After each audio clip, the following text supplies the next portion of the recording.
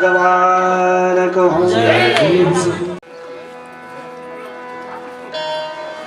श्री परमात्मने नमः।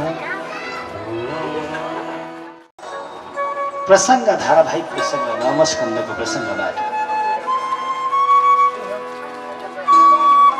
श्री परमात्मने नमः।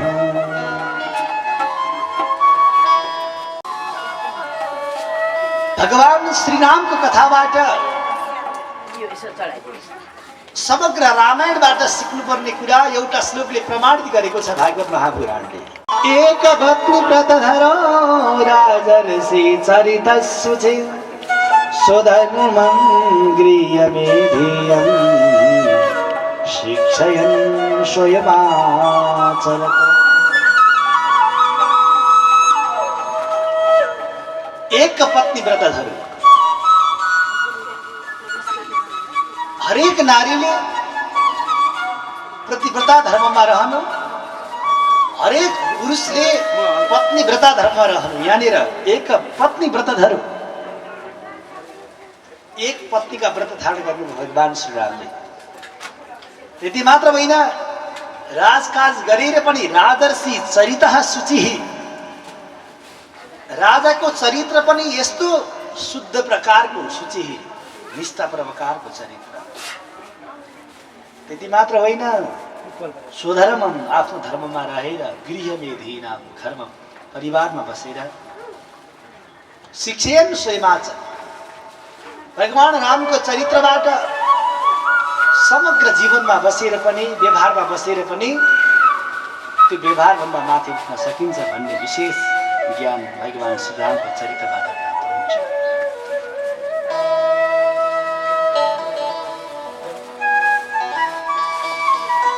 अन्तिम श्लोकमा सीताको चरित्र व्याख्या गर्नुहुन्छ वेदव्यासले। प्रेम्णानुवृत्त्या शीलेन प्रसया वनता सती धिया हिया च भावज्ञ भक्तु सीता हरन् मनः। अत्यन्त मिठो बोल्थिन् सीताले, साह्रै प्रेम गर्दथिन्, सेवा गर्दथिन्, शील स्वभाव थियो, बुद्धि थियो र लज्जा पनि थियो। यस्तो गुणबाट माता सीताले भगवान श्रीरामको सधैँ हरन मन हरे, मन हरेकी थिए। यदि नारीमा यस्तो गुण हुने हो भने त्यो घरमा कहिले पनि झगडा पर्दैन, अनि पुरुषमा यदि यस्तो गुण हुने हो भने त्यो घरमा कहिले पनि झगडा पर्दैन।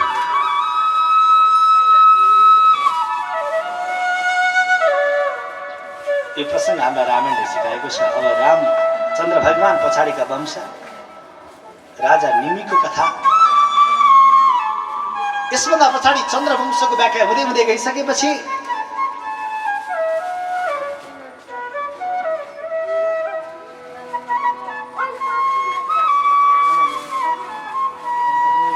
श्री परमात्मने नमः। उनको वंशमा एउटा पुररवा नाम गरेका राजा भए। ती पुररवा साह्रै राम्रा थिए। स्वर्गकी अप्सरालाई गएर नारदले कुरा लगाएपछि अप्सरा कुदेर आइन्। किन भन्दा बुध र इलाबाट जन्मेका थिए पुररवा। जब उर्वशी प्राप्त भइसकेपछि उर्वशीलाई श्राप परेको थियो, त्यहाँ आइन्। पुररवालाई मन पराएर केही समयपछि उनको श्राप सकियो। अब उर्वशी स्वर्गतिर प्रस्थान गर्न लागिन्। पुररवा साह्रै रुनुभयो, छोडेर नजाऊ भन्दै। अनि उनले भनिन्, मलाई याद आएपछि एउटा पूजाको थाली दिन्छु, त्यो थालीलाई स्मरण गर्नु, म तुरुन्त आउँछु भनेर भनिन्। न उनले पूजाको थाली दिइन्। त्यो थाली सम्झिएपछि उर्वशी आइन्। यसरी केही समय बित्यो। राजालाई पनि मनमा दिक्क लाग्यो, अब यो विषय भन्ने कुरा जति गरे पनि काम लाग्दो रहेछ भन्दै त्यहाँबाट उर्वशी फर्किएपछि राजालाई पनि ज्ञान प्राप्त भयो। अब उनको वंशमा प्रसङ्ग व्याख्या हुँदै हुँदै ऋषिकेश नाम गरेका ऋषिको प्रसङ्ग, जमदग्नि र परशुरामको चरित्र। ऋषिकेशलाई विवाह गर्न मन हुन्छ।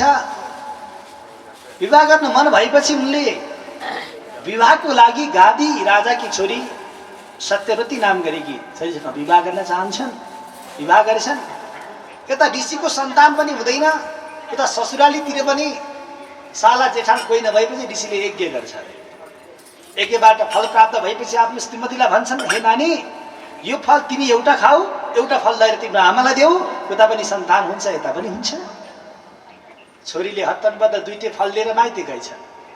आमाले के भनिन् भने, हे नानी, ज्वाइँले तिमीलाई भनेर राम्रो सन्तान हुने मन्त्र पढ्यो होला तिम्रो फलमा, म त सासू पनि त, श्रीमती जतिको माया त सासूलाई हुँदैन, त्यसकारण अलिकति कम मन्त्र पढेको होला ज्वाइँले, त्यसकारण फल साटेर खाइदियो भनेर फलै साटेर खाइदियो। आमा र छोरी आखिर यता ब्राह्मणबाट ब्राह्मणत्व प्राप्त हुने सन्तान होस् भनेर मन्त्र पढेका थिए, उता क्षेत्रीयत्व प्राप्त होस् भनेर मन्त्र पढेका थिए। ठ्याक्कै उल्टो भयो। ऋषिलाई रिस उठ्यो। ऋषिले तेरो सन्तान त मूर्ख होस् भनेर श्राप गरिदिनु भयो। प्रभु त्यसो नभनी बोक्नुहोस् भन्दा अनि मूर्ख भए पनि, छोरा मूर्ख नभए ठिक छ, नाति भए पनि हो भनेर फेरि वरदान पनि दिनुभयो। र उनको वंशमा जमदग्नि भए रेणुकाबाट, र उनको वंशमा भगवान परशुरामको जन्म भएको प्रसङ्ग पुराणले व्याख्या गरेको छ। यो प्रसङ्ग हुँदै हुँदै परशुरामको चरित्र अलि महत्त्वपूर्ण छ। कुरा के थियो भने, परशुरामकी आमाको नाम थियो रेणुका। ऋषिको आश्रममा एउटा कामधेनु नाम गरेको गाई थियो। जे चितायो त्यही कुरा दिने, जे धोएर बस्नु बस्यो त्यही कुरा दिने, यस्तो गाई थिइन्। उनका यजमान सहस्त्र बाहु एक दिन आफ्नो गुरुको घरमा आउँदाखेरि त्यो गाई देखेर लोभिए अनि गुरुलाई गएर भने, हे गुरुदेव, मलाई गाई पठाइदिनुहोस् न भने गुरुले भन्नुहुन्छ, गाई बरु अरू माग्नुहोस्, गाई पठाउन मिल्दैन। किन भन्दा गावो विश्वस्व मातर, गाई भनेको विश्वको आमा। अनि भक्त सज्जनहरू गाई पठाउन मान्नु भएन। अब यहाँ गाईको महत्त्व आएपछि अलिकति गाईको बारेमा भन्नु पर्यो। हरि शरण। धर्मशास्त्रले गाईको यति ठुलो महिमा व्याख्या गरेको छ। गाईको सबै अङ्ग प्रत्यङ्गमा देवताहरूको वास हुन्छ। गाईको सबै अङ्ग प्रत्यङ्ग शुद्ध हुन्छ, एउटा मुख से अपवित्र हुन्छ। जसको घरमा गाई छ त्यो घरमा लक्ष्मीको वास हुन्छ। और धार्मिक कारण त गाईको दर्शनबाट बैतरणी नाम गरेका नदी पार हुने जति कति छन् कति कथाहरू, सबै व्याख्या गर्नु पर्दैन। शास्त्रले त यो भन्छ, गावोबि अग्रतः सन्तु, गावोबि सन्तु पृष्ठतः, गावोबि हृदय सन्तु, गवाम मध्ये बसाभ्य। मेरो अगाडि गाई होस्, पछाडि गाई होस्, सबैतिर गाई प्राप्त होस् भन्छ शास्त्र। आदरणीय भक्त सज्जनहरू, तर हिजो आज गाई पाल्ने ठाउँमा तपाईँहरू कुकुर पाल्न थाल्नुभयो। कसै घरमा कुकुर छ भने माइन्ड नगर्नु होला। यानि कि कुकुरलाई हेला गर्नुहोस् भन्न खोजेको होइन, तर गाईले दिने गुण कुकुरबाट प्राप्त हुँदैन। यो दुर्ग सत्य कुरा। हेर्नुहोस्, धार्मिक कारण मैले बताइसकेको छु। वैज्ञानिक कारण, गाईको गहुँतबाट मात्र 148वटा भन्दा बढी रोगको निदान हुन्छ। पहिलाका ऋषिमुनि यो वैज्ञानिक थिए र त्यो प्रचलन ल्याएका हुन्। कि त्यतिखेर भैँसी पनि त थिए, आखिर भैँसीको गहुँत बनाउँथे नि त। आखिर किन बनाएनन्? गाईकै किन बनाए भन्दा गाईको गहुँतबाट 148वटा भन्दा बढी रोगको निदान हुन्छ। गाईको गोबरमा मलेरिया नाम गरेको रोगलाई निदान गर्न सक्ने खालको शक्ति हुन्छ। त्यही भएर हरेक व्यक्ति यज्ञ गर्दाखेरि गाईको गोबरले पोतेर यज्ञ आरम्भ हुन्थ्यो। अनि कोही मान्छे बितिहाल्यो भने गोबरले लिपेर तुलसीको मुठमा राखेर सुताइन्थ्यो, यानि कि अरू कीटाणुहरूमा फैलिन नसकोस् भनेर। अझ अर्को कुरा, गाईको र गोरुको जुरोमा यस्तो शक्ति हुन्छ। त्यो नेपाली फेरि जर्सी गाई होइन, नेपालको त्यो हिमवत खण्डभित्र क्षेत्रको त्यो गाईको जुरोमा यस्तो शक्ति हुन्छ। त्यसले सूर्यको किरणलाई आफूतिर तान्छ जुरोको माध्यमबाट, अनि गहुँत र गोबर र दुधबाट हामीमा प्रभावित गर्छ। यसकारण यो अर्थ, यो भावबाट गाईको यति ठुलो महिमा छ। जसले नित्य गाईको सेवा गर्छ उसलाई यस्ता क्यान्सर, अर्स जस्तो रोग लाग्दैन भन्छ धर्मशास्त्रले। गाईको वरपरको वातावरण पनि शुद्धता प्राप्त हुन्छ। अब हेर्नुहोस्, यज्ञ गर्दा गाई बिना यज्ञ नै हुन सक्दैन। भगवानको परम लीला अन्तर्गत सुखदेव स्वामीलाई राजा परीक्षितले सोध्नु भएको प्रसङ्गमा सुखदेव स्वामीले भन्नुहुन्छ, राजन, गाई संसारमा भएका सबैका प्राणीको आमा भएको हुनाले गर्दा गाईलाई प्रेम गर्नुपर्छ, सम्मान गर्नुपर्छ। जसले गाईलाई हेला गर्छ, गाली गर्छ भने त्यो व्यक्ति नरकमा पर्छ। ऋषिलाई पनि गएर गाई माग्नुभयो शास्त्र भावले, म गाई दिन्न प्रभु, जे मागे पनि माग्नुहोस् भनेर दिँदाखेरि साह्रै रिस उठ्यो। ऋषिलाई गएर छकाएर गाई लिएर जान लाग्दा गाईले हुङ्कार गरेर सारा सेना निकालेर राजाका सेनालाई नारायण हरि हरे पार। तत्पश्चात राजाका सेनाले पनि आएर गाईलाई अपहरण गरेर लिएर गए। जब गाईको वियोगमा ऋषि साह्रै अत्यन्त दुखित भए, त्यही बेलामा गएर ऋषिले पनि पुनः गाई फिर्ता गरेर लिएर आए। यस्तो प्रसङ्ग भइसकेपछि अब उनका छोराको नाम थियो सहस्रार्जुन। उनले आएर जमदग्नि नामका तिनी यस्ता प्रकारका तिनी ऋषिलाई प्रणाम गर्दै गर्दै गर्दै गर्दै गाईलाई बोकेर लिएर गए। त्यही बेलामा परशुराम बाहिर गएका थिए। हिरण्यकाले हे पुत्र तिम्रो बाबालाई पनि मारे, गाई पनि लिएर गए भनेर 21 पटक आफ्नो छातीमा पिट्दै हे पुत्र पुत्र भन्दै रोइन्। परशुराम बाहिर गएर घरभित्र आउनुहुन्छ त आमाको त्यो अवस्था, बाबाको अवस्था देखेपछि यी पापिष्ट क्षेत्रीलाई म नमारी छोड्दिनँ भनेर हातमा बन्चरो लिएर 21 पटक पृथ्वीमा घुम्दै घुम्दै सारा यस्ता प्रकारको तिनी क्षेत्रीको विनाश गर्नुभयो। कुनै क्षेत्रीय व्यक्तिले लुकाएर राखेका थिए र क्षेत्रीको अहिले पनि उत्पत्ति भयो भनेर पनि पुराणले व्याख्या गरेको छ। अर्थात् परशुरामले क्षेत्रीको विनाश गर्नुको तात्पर्य त्यतिखेर क्षेत्रीयहरू साह्रै मूर्ख भइसकेका थिए, उद्दण्ड भइसकेका थिए। यसकारण परशुरामले क्षेत्रीयहरूको विनाश गर्नुभएको प्रसङ्ग छ। हरि अब यस्तो प्रसङ्ग अब उसभन्दा पछाडिको प्रसङ्गहरू रजिका वंशको वर्णन, त्यसपछि ययाति नाम गरेको राजाको प्रसङ्ग।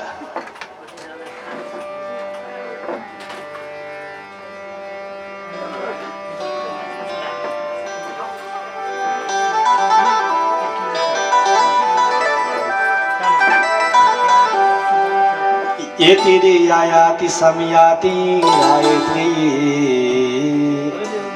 यति ययाति समयाति रायति विजयति कृति स्तडिमे नवस्याव इन्द्रियाणि वदेहिना।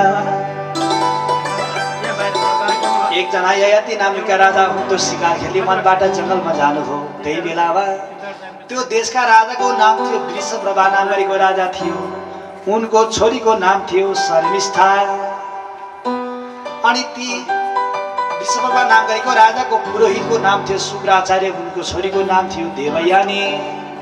गुरुको पुत्री र राजाकी छोरी पनि सँगैसँगैको दौतरी भएका हुनाले गर्दा सँगै खेल्ने हाँस्ने खेल्ने गरेर समय बिताउँदै थिए। एक दिन गुरुकी छोरी र देवयानी र राजाको छोरी शर्मिष्ठा जङ्गलमा गएर खेल्न भनेर गए। साह्रै घाम चर्को थियो।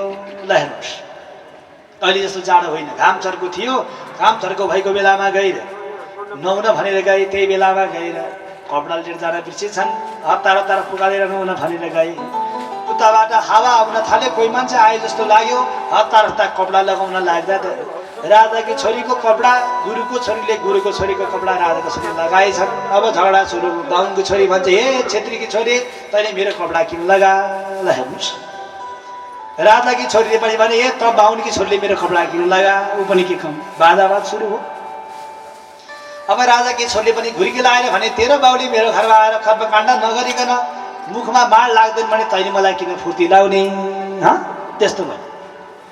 र गुरुकी छोरी पनि के कम थिए र मेरो बाबुले यज्ञ नगरिकन मेरो बुवाले केही पनि खाँदैन आखिरी भने म चाहिँ के हे ब्या। झगडा सुरु भयो, वाद विवाद सुरु भयो।